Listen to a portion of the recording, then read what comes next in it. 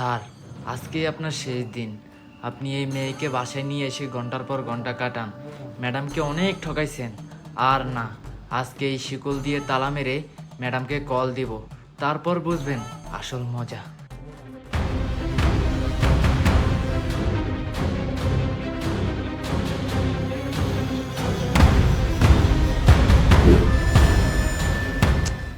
এই ছোট লোকের বাচ্চা, এই তুই আমার বেডরুমে কি করিস? তুই এখানে কেন আসলি বল? স্যার, আমার ওইদিকে সব কাজ শেষ, তাই আসলাম এই রুমটা পরিষ্কার করতে। এই বেয়াদবের বাচ্চা, তোকে কত করে বলছে আমার গার্লফ্রেন্ডকে নিয়ে যখন আমি বেডরুমে আসব তুই আমার এই রুমে ঢুকবি না? বেয়াদব কোথাকার, এই এখান থেকে যা। স্যার, আমার ভুল হয়েছে, আমি আর আসবো না আপনাদের রুমে, আমি যাই। যা, আর আসবি না এখানে। ঘুমটাই নষ্ট করে দিছে দেখছো? এই বেয়াদব ছেলেটার জন্য আমাদের প্রতিদিন একটা না একটা সমস্যাই হয়। এক কাজ করব, ওরে এই ঘর থেকে বের করে দিব, ওরে আর কাজে রাখবো না। জান, তুমি একটু বসো, আমি একটু ওয়াশরুম থেকে আসি। হ্যাঁ, কি ব্যাপার? এই আমাদের পায়ের মধ্যে শিকল লাগাইছে কে? ঠিকই তো, এখানে শিকল কিভাবে এলো? আরে দেখো না, এই তো তালা মারা। আরে দেখো চাবি কোথাও আছে কিনা। আরে বুঝলাম না বিষয়টা। আমার মনে হয় ওই কাজের ছেলে ছোট লোকের বাচ্চাটাই এমন করছে। আরে না, তুমি কি বলো? ওই ছেলেটা এত সাহস করবে না যে আমাদের পায়ের মধ্যে শিকল লাগিয়ে আবার তালা মেরে চলে যাবে। আচ্ছা তুমি ওকে ডাকো তো, ডাকো, তাহলে প্রমাণ হবে। আচ্ছা, দেখি। এই শুভ, শুভ, এই বিয়াদব, তুই না একটু আগে আমাদের ঘরে আসলি, এই রুমে আসলি, এই বল আমাদের পায়ের মধ্যে শিকল লাগাইছে কে? বল এখানে তালা মারছে কে? স্যার, শিকল তো আমি লাগাইছি। কি বললি তুই? আমাদের পায়ের মধ্যে তুই শিকল লাগাইছিস, তুই তালা মারছস? এই জলদি কইরা এ তালা খুলে দে, না হলে কিন্তু তোকে আমি মেরেই ফেলবো। স্যার, এই শিকলটা তো আমি খোলার জন্য লাগাই নাই, আমি অনেকদিন পর আপনাকে হাতে নাতে ধরছি। আর আমি ম্যাডামকে কল করেছি, ম্যাডাম আসলেই ম্যাডাম নিজেই আপনার শিকলটা খুলে দেবে। কি বললি তুই? তুই আমার পায়ের মধ্যে শিকল লাগিয়ে তালা মেরে তুই তোর ম্যাডামকে কল করছস? এই বিয়াদব, তোকে তোকে আমি মেরে ফেলবো। ভাই প্লিজ, তুই আমার এই শিকলটা খুলে দে, তালাটা খুলে দে প্লিজ, খুলে দে। তোর ম্যাডাম আসলে অনেক বড় সমস্যা হয়ে যাবে, তুই আমার ভাই লাগোস, প্লিজ তুই আমার এটা খুলে দে প্লিজ। স্যার, আপনি যতই বলেন আমি এই তালা খুলতে পারবো না, কারণ আপনি ম্যাডামকে অনেক ঠকাইছেন। আমি আর ম্যাডামকে ঠকতে দেব না, আমি যাই। ম্যাডাম আসলেই ম্যাডামের তালা। শোন শোন ভাই, শোন। কিরে, এখন কি করি? এখন যদি আমার ওয়াইফ যদি বাসায় চলে আসে অনেক বড় বিপদ হয়ে যাব। কি করি এখন কত? আরে কোন একটা উপায় বার করো না। আরে এর তো খুলেও যাবে না, পারতেছি না। এত টাইট করে মানুষ মানুষকে বাঁধে নাকি? কি করে? ডাকো না ওকে, ডাকো। এই শুভ, শোন না।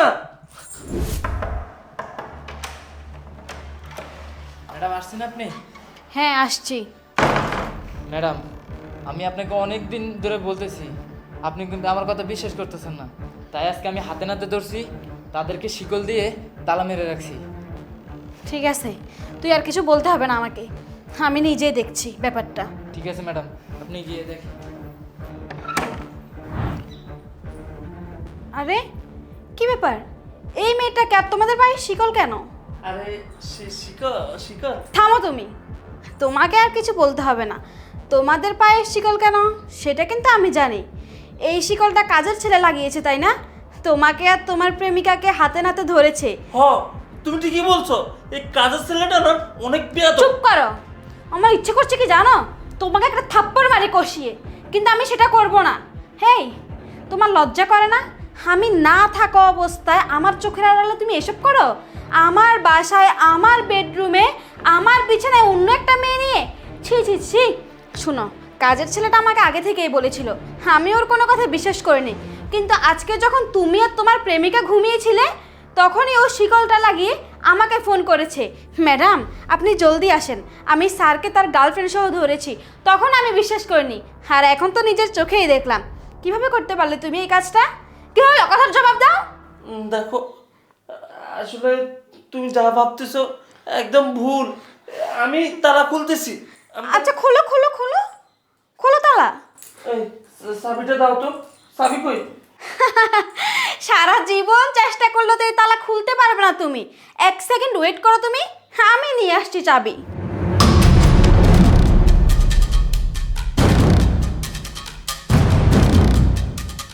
এই যে চাবি, তালা না হয় আমিই খুলে দিচ্ছি।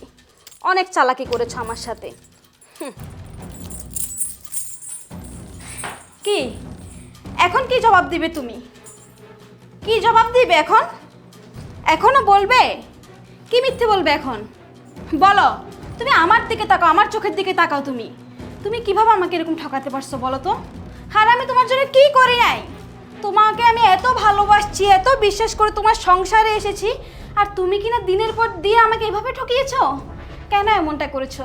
কেন তুমি আমার ভালোবাসা বিশ্বাস নিয়ে খেলেছো? আর এই মেয়েটার মধ্যে কি আছে যেটা আমার মধ্যে নেই? দেখো, আসলে ওর সাথে আমার দীর্ঘদিন থেকে সম্পর্ক। আমরা দুজনে একসাথে কাজ করি একই গার্মেন্টসে, বুঝছো?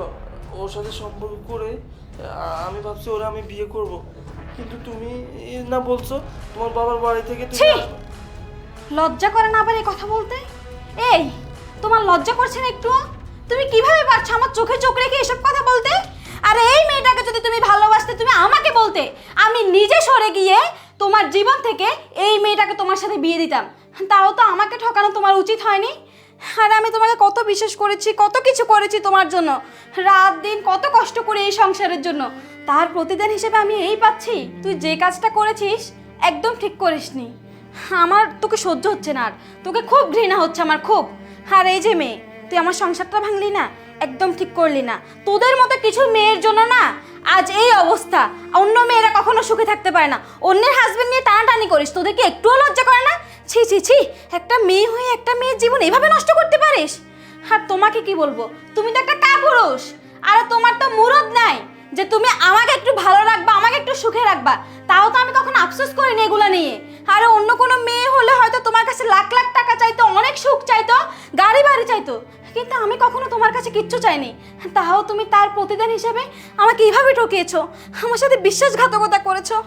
আমি এটা সহ্য করতে পারছি না আর। তুমি এই মেয়েটাকে বিয়ে করে সুখে থেকো, ভালো থেকো, খোদা হাফেজ। আর শুনো, শুনো না।